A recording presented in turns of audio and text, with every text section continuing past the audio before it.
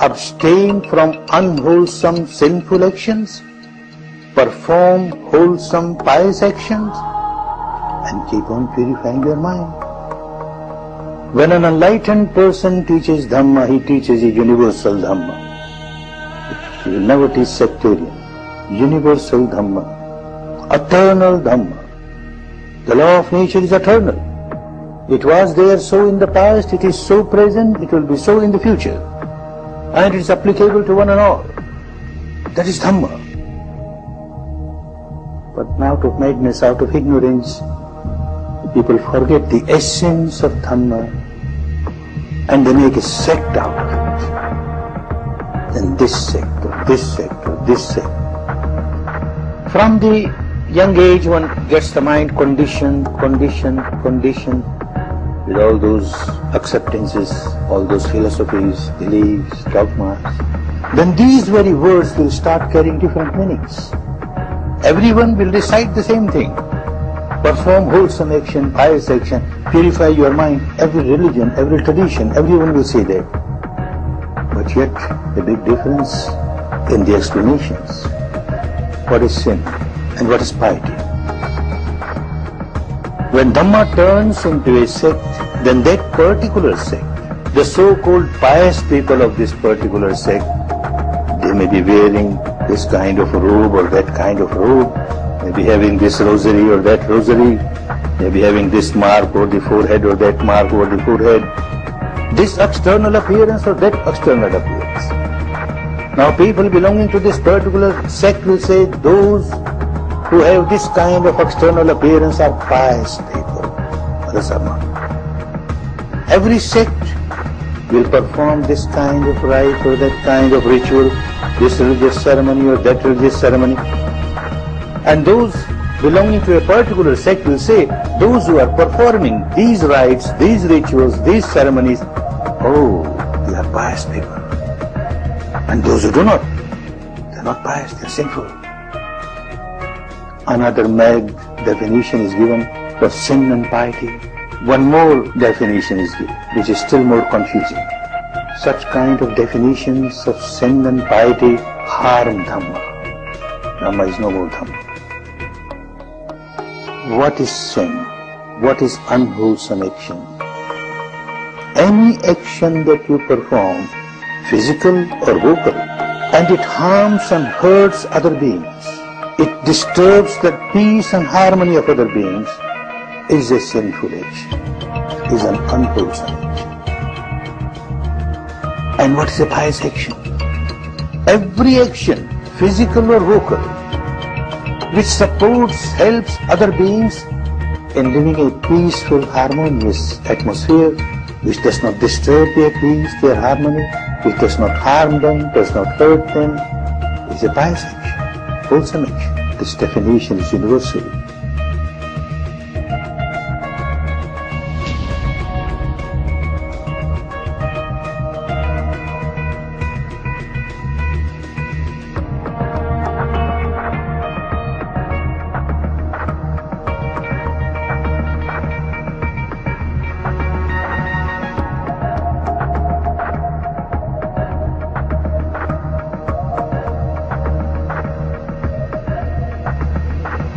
An example, someone is sick, goes to a doctor examines, and then writes medicine, a prescription on a paper. Very happy, comes back home, has great faith in the doctor. But how when this faith becomes blind faith, devotion becomes blind devotion. In his house, on the altar, he places a statue of the doctor, picture of the doctor, and offers sweet and fruits and flowers and incense, and then makes 108 rounds around it and goes down 3 times. What does that help? Takes out that piece of paper and keeps on reciting. 1 pill in the morning, 1 pill in the afternoon, 1 pill in the evening, 1 pill in the morning, 1 pill in the afternoon, 1 pill in the evening. What does one get? Madness. This is what happens when the faith becomes blind faith, the devotion becomes blind devotion. Alright, second incident. After all, a human being, a rational being, so he runs to the doctor. Why you gave me this piece of paper? And what is this? How will it help me? The doctor is an intelligent fellow. He says, well, look, this is your disease. And this is the cause of the disease. If you take this medicine, this cause will get eradicated. When the cause gets eradicated, your sickness gets eradicated. Ah, wonderful. Now I understand. My doctor is so wonderful. His medicine is so wonderful. And what he does now? Coming back home, he starts fighting with all the neighbors. Useless, your doctors are all useless. My doctor is wonderful. The medicine suggested by your doctors is useless. The medicine suggested by my doctor is wonderful. Keeps on fighting, doesn't take medicine. Keeps on fighting. Oh, this is what happens. Every wise person, a saintly person, an enlightened person, when he finds people miserable, suffering, then he gives this prescription of dharma. Nobody tries to practice. They start different sects, beliefs, dogmas, rites, rituals, and get involved in that, and nobody practices. No benefit.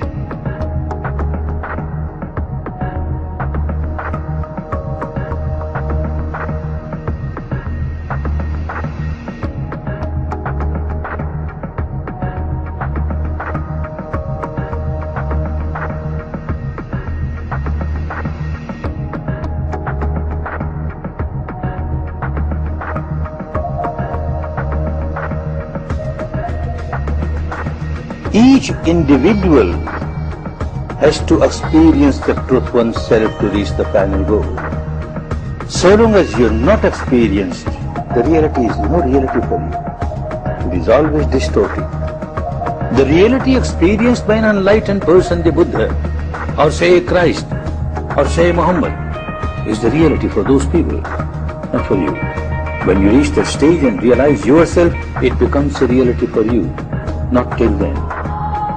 This person, Siddhartha Gautama, he realized the truth within himself, developed his Bhavanamaya Panya, and became an enlightened person, became a liberated person. This Panya that is developed within himself could liberate only one person, not two. And that one person was Gautama, Siddhartha Gautama, none else. None else can liberate it because of his wisdom. Others can get guidance, others can get inspiration, that's all right. But each individual has to develop one's own wisdom to reach the final goal of full liberation. One's own wisdom, Bhavanamaya Panya, the wisdom that you lived, you experienced. This alone can break the bondages of ignorance, of craving, of aversion, of negativity. This alone can eradicate all the miseries.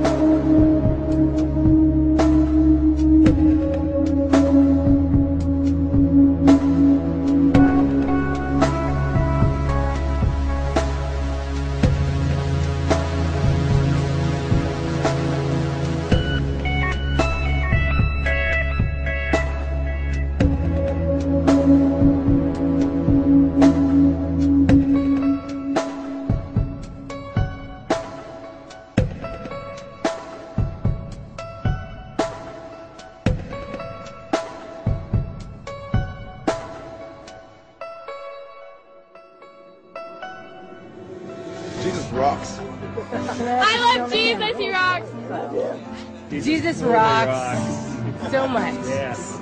Total Jesus freak. All over. Jesus was way cool. He told people to eat his body and drink his blood.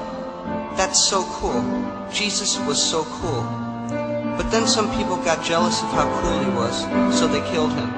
But then he rose from the dead. He rose from the dead, danced around, and went up to heaven. I mean, that's so cool. Jesus was way cool.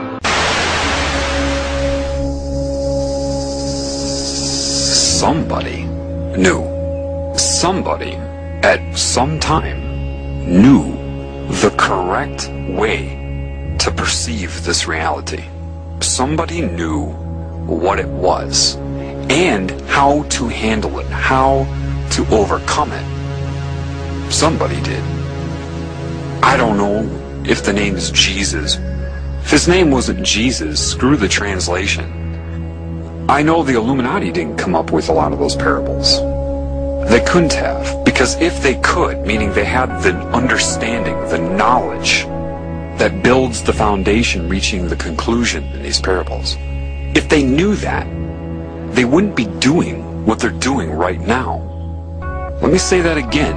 If these people that created religion knew and understood the meaning behind those parables, they would not be doing what they're doing right now. Therefore, I know that somebody knew outside of this control system. What the name was, I don't know.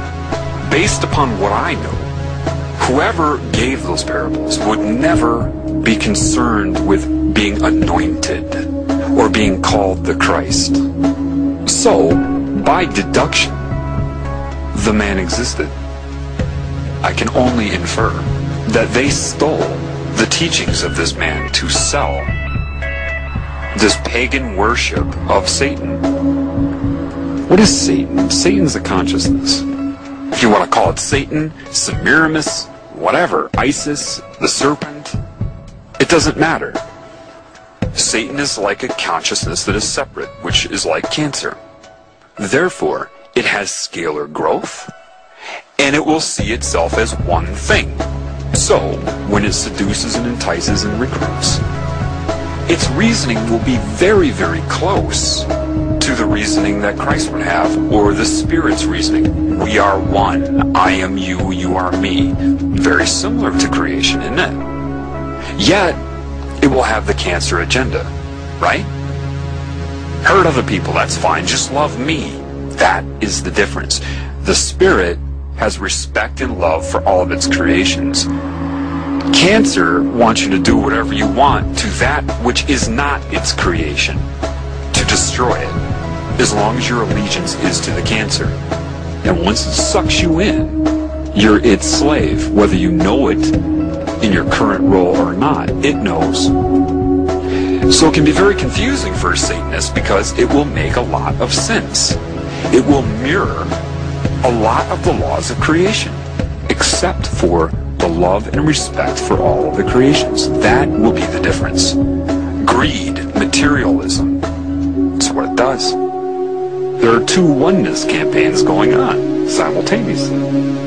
One of them is the recruiting by the cancer. We are one. Do you understand that? We're one consciousness. Well, it's not wrong in its current state. That's absolutely true. It certainly does see itself as that way.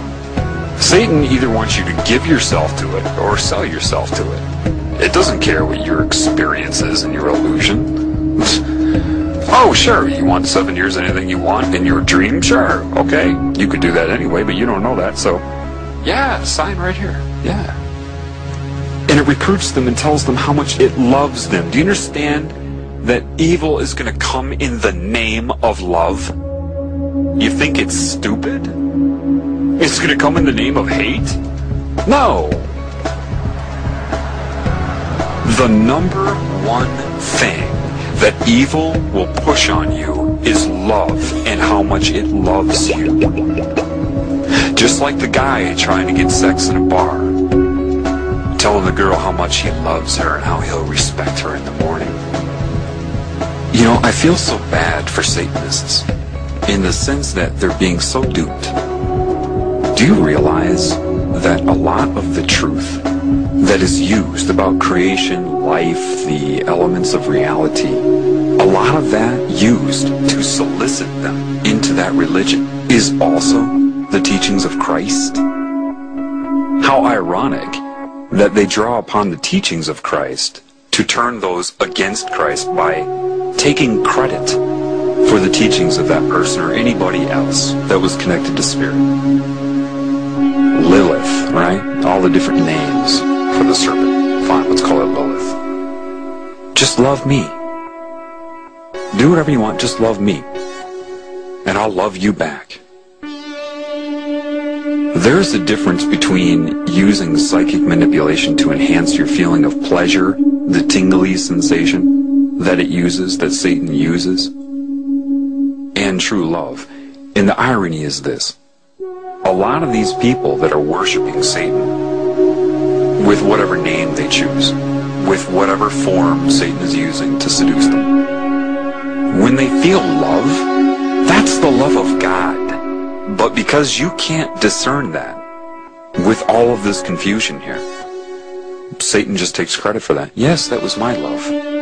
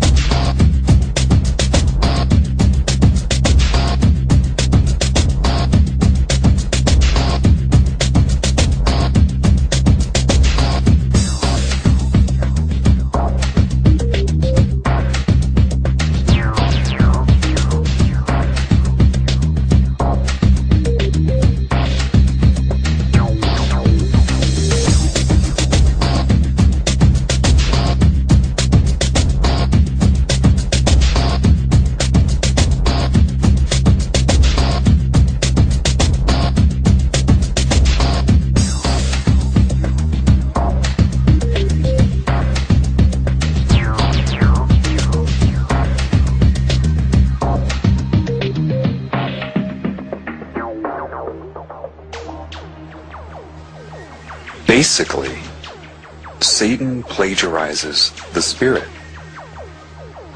to recruit, to entice, to seduce. It plagiarizes the Spirit, the Creator. It could very well be that Christianity and a lot of these religions were designed, their very purpose, thinking this many moves ahead, designed to fail. How? Why? Well, if they steal the teachings of Christ and then create this Jesus deity, this Trinity, which isn't what it was, then point their fingers at themselves like they always do, expose the Babylonian symbolism, the satanic symbolism of the religions they created. They could do that in hopes to make you abandon all Christ's teachings as well, do you see? If you don't know that they stole those teachings, then you'll think that they created those teachings. They expose the deity as symbolism, and then everybody will have their big sigh of relief. Oh, we don't have to be good. We don't have to follow any of that. You see, the ultimate last-ditch attempt to discredit Christ. Why? That opens the door for the New World religion of sorcery, or Satanism, for the utopia. It has to be that because there's no way these people doing what they're doing could have given the metaphors that Christ gave. They stole his teachings to draw people into both Christianity and Satanism. Then they're going to point the finger at the symbolism of Christianity and other religions so that people release all of the teachings of Christ, thinking it was a fraud, for the final entrapment. It's very important that you stay balanced, because regardless of what's happening in this reality, you have got to stay you. The primary foundation of what you are is love, and that's what they don't want you to know. And the easiest way to do that is to come in the name of love and slowly tear you away from it, redefine it, to ensnare you in the web. Or I love this one, the spirituality of love in the form of dissociation, bliss. Don't talk to me so firmly, you're putting me on a negative vibration. Satan coordinates this bullshit New Age movement to get people to dissociate. It's no different than getting drunk. It's detachment from your normal instinct to try to help everybody in this realm. You become concerned with your own bliss. Therefore, you don't speak out against it unless you're speaking out to get other people to detach. Your detachment as you walk in the woods and think that you've accomplished something and you think your whole world is of your negative ego, that isn't stopping a little child from being raped today. Your detachment. Part of your responsibility is to get the word out. So Satan knows that. It's very, very clever. And a total defense against that is getting you to hate Satan. Satan loves that. Why would Satan love that? Because you're giving it energy. And hate is not of your true nature. Therefore, if it gets you doing that, then you give it energy.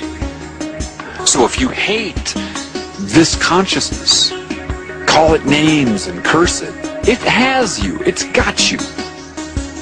Know thyself and be thyself. Do not be where you are. Be what you are, regardless of where you are. And the only way you'll know what you are is reconnecting to what you are.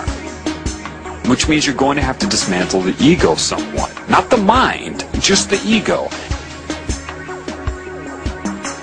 When you connect to the creative spirit, now, you know, it's so difficult to be precise on this, because I don't want people seeking something outside of themselves.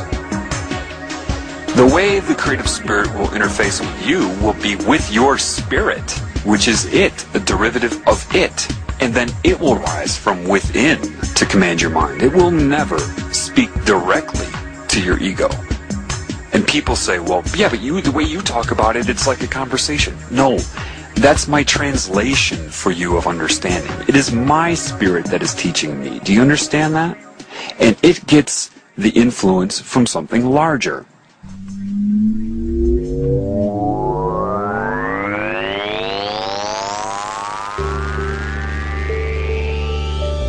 I get a kick out of people thinking the Antichrist is going to be some sort of person with a title. No, it's this collective consciousness I've been telling you about. Anybody who is against the teachings of Christ. What's another way of saying against Christ? Antichrist.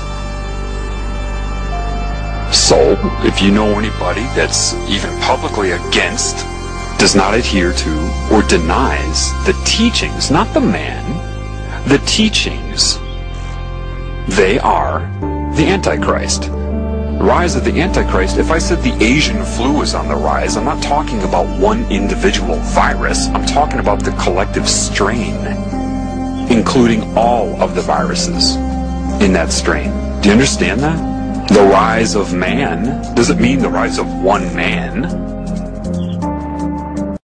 So, the Antichrist consciousness and control system here was already there back then.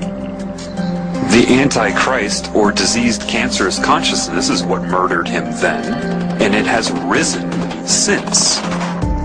And those who are in control of the world are Antichrist. It's obvious. You have sorcery being practiced on you. You have all kinds of control methods you couldn't even comprehend. Forgive them, they know not what they do. Why do you think you didn't know what you were doing? Because people think that demons somehow inject thoughts into your mind. No, your mind is a co-creation of you and foul play, whether it be mind control, a demon, or anything else. It's a co-creation, meaning a demon literally pushes your spirit out of the way, grabs the steering wheel, and uses your mind for its own intentions. In other words, it thinks for you, and the mind can't perceive that from outside of itself. Therefore, whatever it thinks it is thinking it. Therefore, the prison of the mind. And that is the phenomenon of the all-seeing eye, or the hive mind. Satan can speak through anybody at any time that it's connected to. So can the spirit. What is their primary agenda? They absolutely require you to feel responsible for whatever they have done to you. Or it just won't work. I'll say that again. They absolutely need you to feel responsible for what they have done to and through you. They need you to be ignorant of the extra-dimensional influence, because if you're ignorant of that, you will blame everything on yourself. That's how it works. And so when you die, they come to you and create an illusion, a reality as real as the one you experience right now, and try to slam you quick. They'll come to you in whatever way they need to, based upon assessment of your mind. Your mind will be like a hard drive on a computer. They can access all of it right away, instantaneously, and will create the suitable illusion and excuse for your experience. Either you're learning a lesson and your soul is evolving, so you need to do it again, reincarnate again to grow. Bullshit. Or you have sinned and I'm judging you and I am Jesus, and you can either go to hell or you can reincarnate and learn your lesson. Bullshit. Or they'll just try to send you directly to a hell-like experience and allow them, law of contract, to torture you because you feel you were judged by God. They do all the shit through you, pervert you, corrupt you, and then use what they've done to and through you against you. And with each new life, they break your will until eventually you just give yourself to this cancer consciousness so it can absorb you for itself.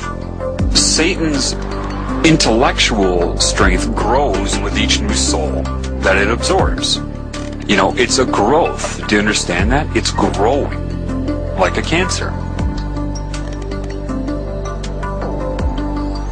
The Spirit will not judge you. It knows that you can't work without its guidance. Your design is to do that. Therefore, if you're disconnected, it knows you're not going to work correctly.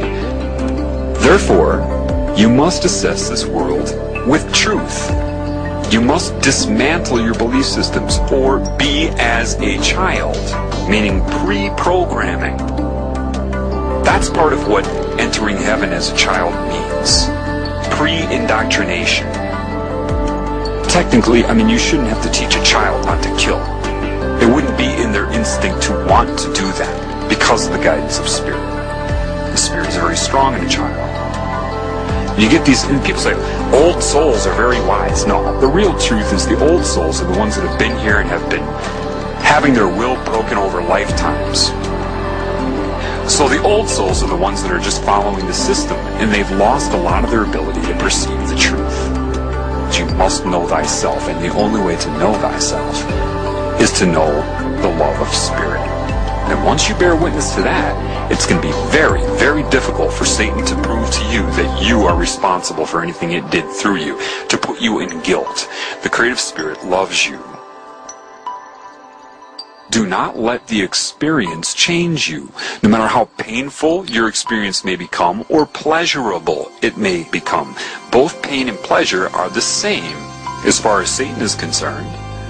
Pleasure is nothing like the true joy of being commanded by Spirit, and I can guarantee you that heaven is anything but boring. You won't be like, all these rules. No, because you will create that. You would come to the same conclusion that rules try to impart in this insane reality.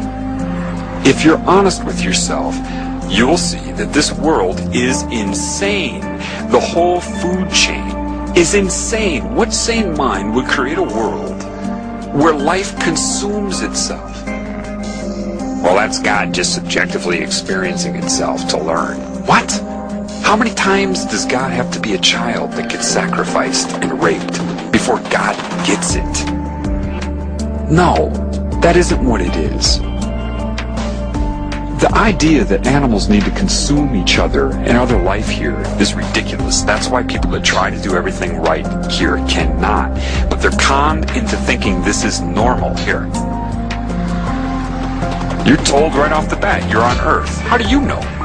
Why? Because other humans tell you that? They've told you that's where you are, that this is life, the food chain is normal, biology says so. How do you know that? You're trusting everything you've been told. If your instinct, which is valid, tells you that doesn't make sense, you're right. Satan controls all of academia, all of the media, all of the money, everything you're told. This is an insane world of miscreation and creation. It makes no sense. What sane mind would create something like a mosquito, a tapeworm, a wood tick?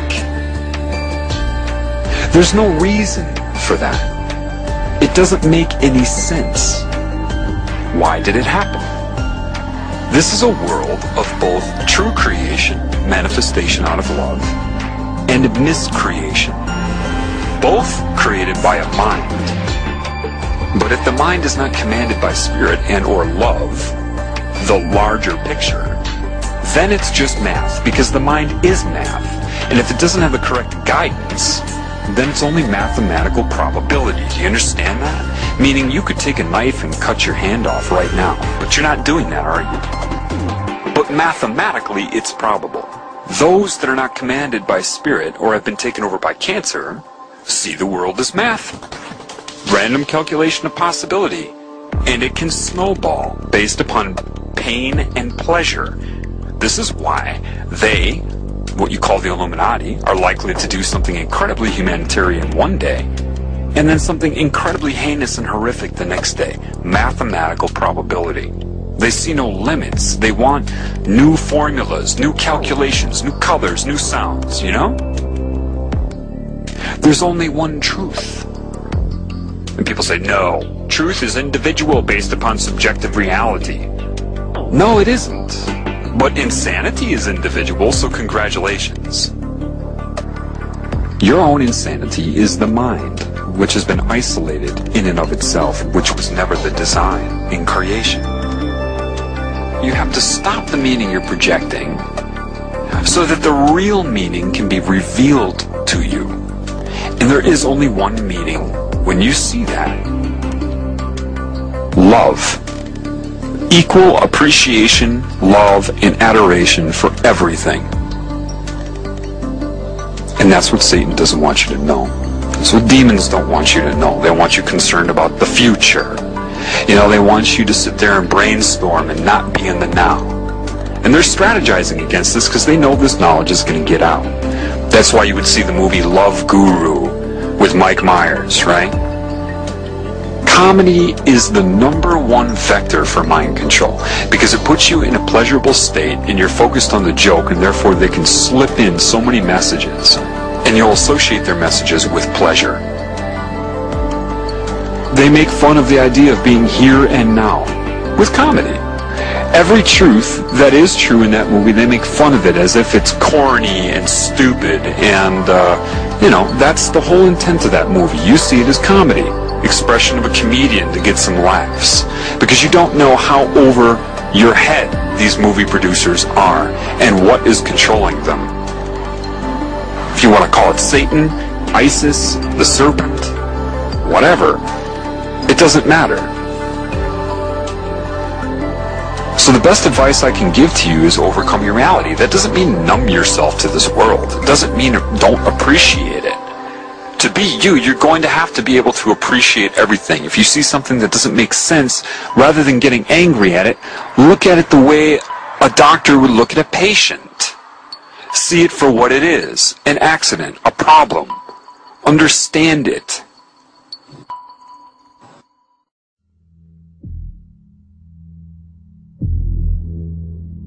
Here's the problem with the Bible. Think of riding a bike.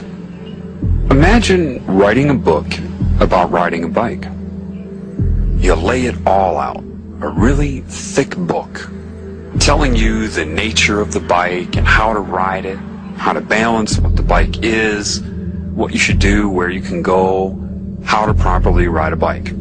And you give this to people, and they've never ridden a bike, but you make them memorize the book, forwards and backwards, and they all memorize it real well. Imagine also in this book that the people who wrote it did not want you to ride a bike. Because you see evidence of the bike around, but you've never ridden one, they need to create that book to include the evidence, but tear you away from it at the same time. So, because they don't want you to ride the bike, they have to be the authors of a book on how to ride it. Does that make sense? I mean, logically, that would be the strategy, would it not? If you want to control people and keep them from being able to ride a bike, then you have to be the one in charge of all the information about the bike and all the instructions on how to ride it. So what you're going to do is you're going to mess it up. Imagine adding things in like to properly ride the bike, you have to make sure that you lean all the way to the left. And remember, you're not good enough to ride the bike. You don't really deserve to ride the bike. And the bike is angry with you, and you're going to have to beg the bike for mercy, and the odds that you're going to be able to do it successfully are almost nil. But memorize the book anyway.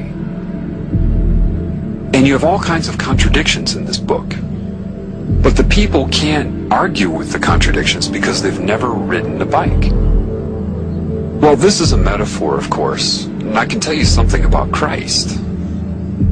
He was a bike rider, and he rode the bike. And he was trying to get all of you to ride the bike.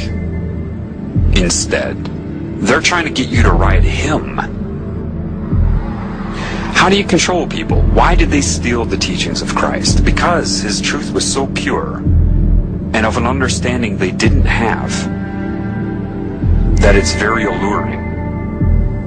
So they had to take his teachings. But imagine this. Say You have 10 statements supposedly by Christ.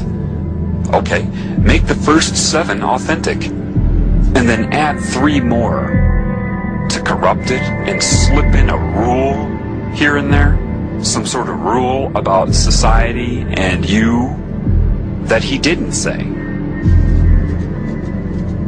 That's how you do it.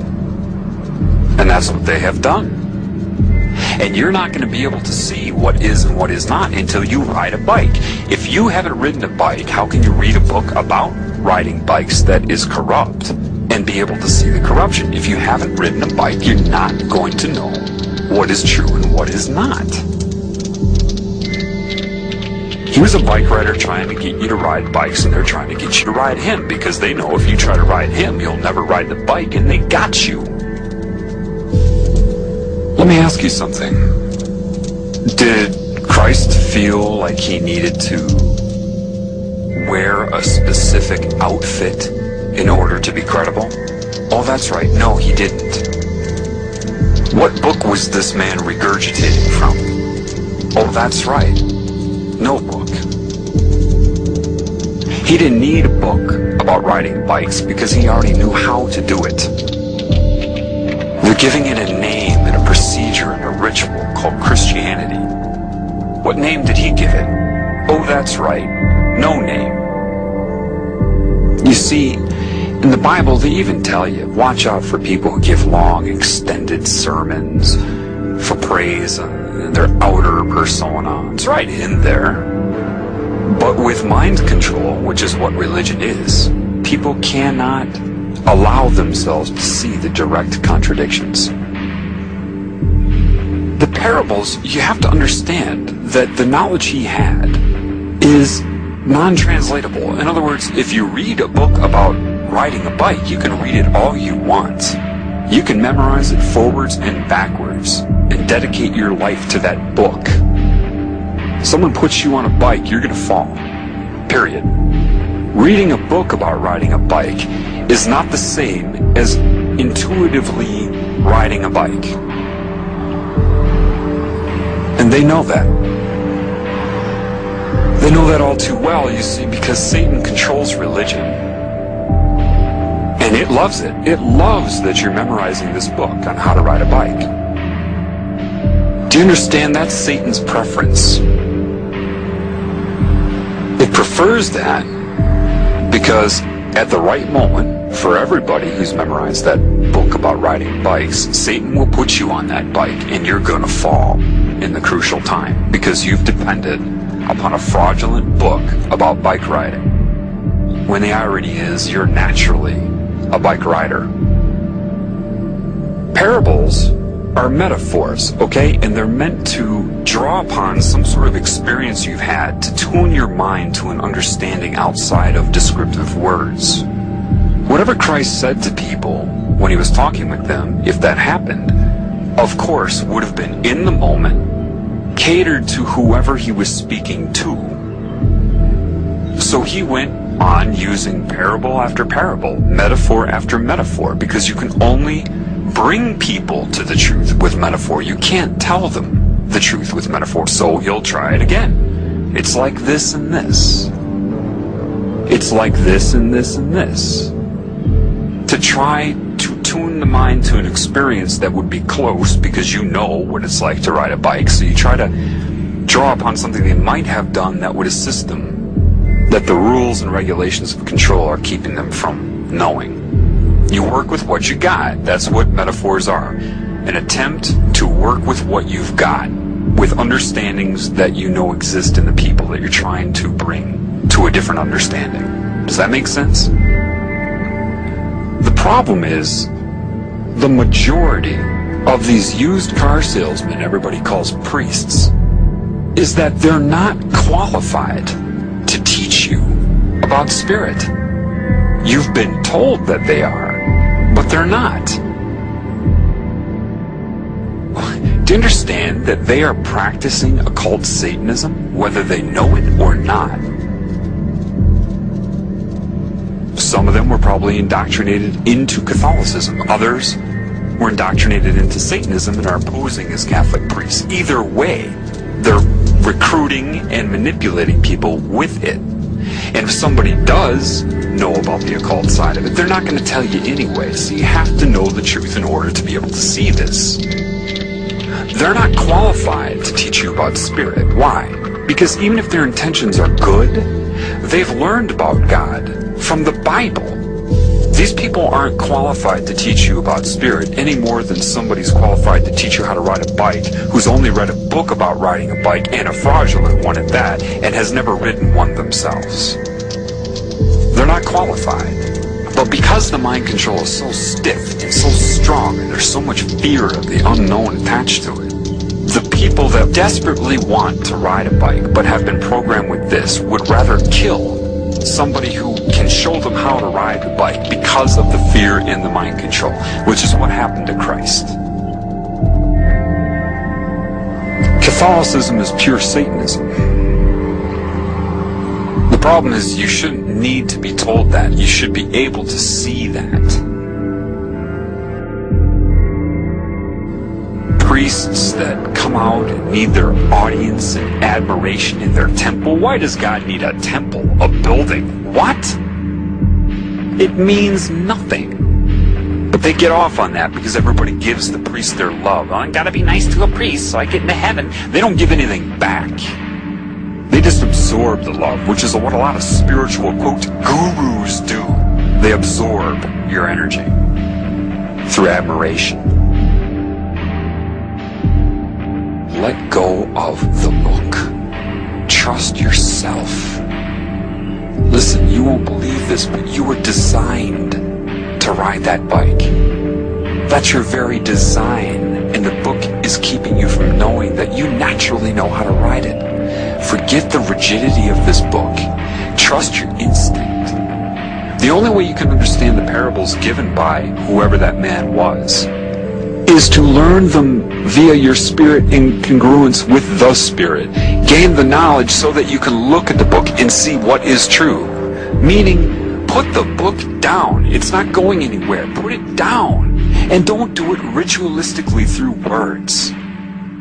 I'm going to pray for so-and-so and the Lord be thy name, blah, blah. That's all ritualistic and wrong. And if you pray like that, you're doing it from the mind and not the heart, and Satan knows that, which is why it wants you to use ritualistic prayer with words. And Christ knew that Satan would do that, which is why he would say, don't mindlessly mouth words. Trust your instinct. You have to stop the meaning you're projecting so that the real meaning can be revealed to you.